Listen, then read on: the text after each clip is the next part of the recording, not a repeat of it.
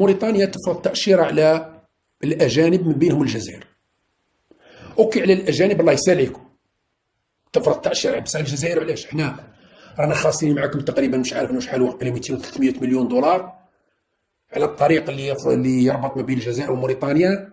داخل موريتانيا 800 كيلومتر، الجزائر هي اللي راح تخدمكم الطريق يا الموريتانيين.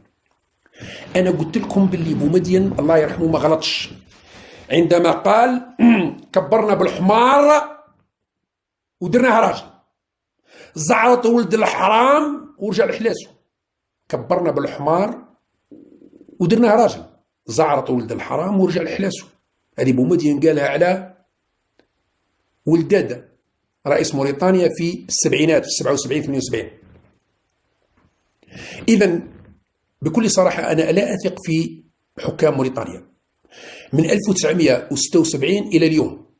لا أثق في حكام موريتانيا، فيهمش كونفيونس. أقول حكام وليس الشعب الموريتاني، الشعب الموريتاني على راسي، لكن المسؤولين الموريتانيين الانقلابيين اللي كل واحد يدير انقلاب على صاحبه، يذبح صاحبه ويدخله الحبس ويدير انقلاب، هؤلاء الانقلابيين ما فيهمش ثقة.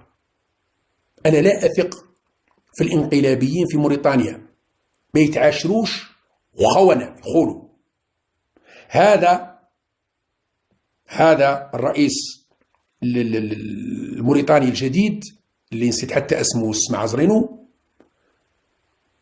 بعد زيارة تبون مباشرة جاه مرسول من الإليزي، وأنا أعرف المرسول اللي جاه، نعرف حتى اسمه، اللي بعثوا ماكرون موريتانيا. وقلت لكم راه كاين مرسول راح من إليزي لموريتانيا، نقل رسالة شديدة اللهجة للرئيس الموريتاني، قال له سقم روحك سينو نشعلك البنطلون، وعطاو له تعليمات أوامر، قال له ترفد روحك وتروح تطلب السماح من الملك المغربي وتبوس له يده وتزوره وتبرك به.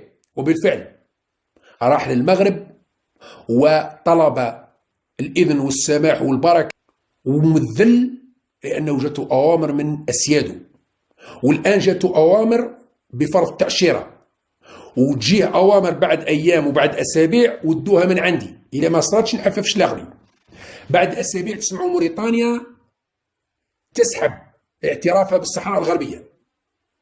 موريتانيا حاشا نعمة ربي ستسحب اعترافها بالصحراء الغربية، وبعد ما تقولوش بلي خدعونا، لأنكم انتم خدعتوا معكم، أنتم كبرتوا بالحمار ودرتوه راجل. هاو راح يزعرط ولد الحرام يرجع لحلاسه.